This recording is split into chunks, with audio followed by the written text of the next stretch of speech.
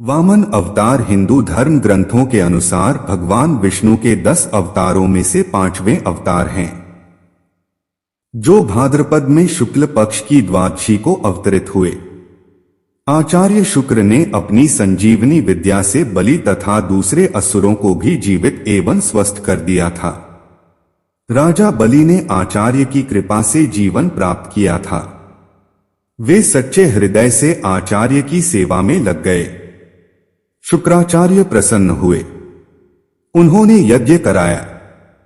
अग्नि से दिव्य रथ, अक्षय त्रोण, अभेद्य कवच प्रकट हुए। आसुरी सेना अमरावती पर चढ़ दौड़ी।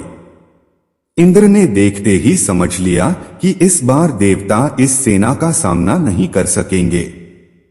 बलि ब्रह्मतेज से पोषित थे। देवगुरु के आदेश से देवता स्वर्ग छोड़कर भाग गए। अमरधाम असुर राजधानी बना। शुक्राचार्य ने बलि का इंद्रत्व स्थिर करने के लिए अश्वमेध यज्ञ कराना प्रारंभ किया। 100 अश्वमेध करके बलि नियम सम्मत इंद्र बन जाएंगे। फिर उन्हें कौन हटा सकता है? यह देखकर देवमाता अदिति अत्यंत दुखी थीं। उन्होंने अपने पति महर्षि कश्यप से उन्होंने प्रार्थना की। महर्षि तो एक ही उपाय जानते हैं, भगवान की शरण आराधना। अदिति ने भगवान की आराधना की। प्रभु प्रकट हुए। अदिति को वरदान मिला। उन्हीं के गर्भ से भगवान प्रकट हुए। तत्काल वामन ब्रह्मचारी बन गए। महर्षि कश्यप ने ऋषियों के साथ उनका उपनयन संस्कार संपन्न किया। भगवान वामन पिता से आज्ञा लेकर बलि के यहाँ चले। नर्मदा के उत्तर तट पर असुरेंद्र बलि अश्वमेध यज्ञ में दीक्षित थे। यह उनका अंतिम अश्वमेध था। छत्र, पलाश, दंड तथा कमंडलु लिए जटाधारी अग्नि के समान तेजस्वी वामन ब्रह्मचारी वहां पधारे। बलि, शुक्राचार्य, ऋषिगण सभी उस तेज से अभिभूत अपनी अग्नियों के साथ उठ खड़े हुए।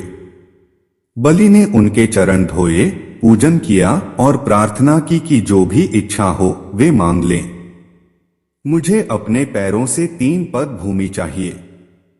बलि के कुल की शूरता, उदारता आदि की प्रशंसा करके वामन ने मांगा। बलि ने बहुत आग्रह किया कि और कुछ मांगा जाए, पर वामन ने जो मांगना था वही मांगा था। 1 पद में पृथ्वी, 1 में स्वर्गादि लोक तथा शरीर से समस्त नभ व्याप्त कर लिया उन्होंने। उनका वाम पद ब्रह्मलोक से ऊपर तक गया। उसके अंगुष्ठनख से ब्रह्मांड का आवरण तनिक टूट गया। ब्रह्मद्रव वहां से ब्रह्मांड में प्रविष्ट हुआ। ब्रह्मा जी ने भगवान का चरण धोया और चरणोदक के साथ उस ब्रह्मद्रव को अपने कमंडलू में ले लिया। वही ब्रह्मद्रव गंगा जी बना। तीसरा पद रखने को स्थान कहाँ है? भगवान ने बलि को नरक का भय दिखाया। संकल्प करके दान न करने पर तो नरक होगा।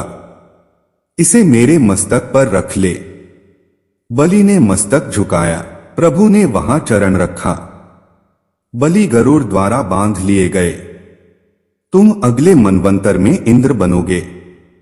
तब तक सुतल में निवास करो। मैं नित्य तुम्हारे द्वार पर गदापाणी उपस्थित रहूंगा। दयामय द्रवित हुए। प्रहलाद के साथ बलि सब असुरों को लेकर स्वर्गाधिक ऐश्वर्य संपन्न सुतल लोक में पधारे। शुक्राचार्य ने भगवान के आदेश से यज्ञ पूरा किया। यह कहानी यहीं पर समाप्त होती है। आपको ये कहानी कैसा लगा? कमेंट बॉक्स में बताना और चैनल को सब्सक्राइब जरूर करना।